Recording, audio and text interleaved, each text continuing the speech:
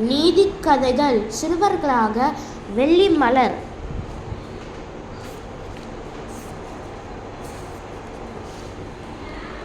மலையின் கர்வம். ஒரு மலையடி வாரத்தில் சுண்டெலி ஒன்று வாழ்ந்து வந்தது.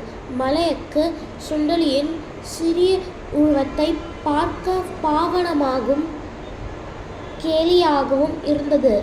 ஒரு நாள் சுண்டெலியிடம் மலை, ஐயோ பாவம், நீ மிகவும் சிறியதாக இருக்கிறாய் என்றது.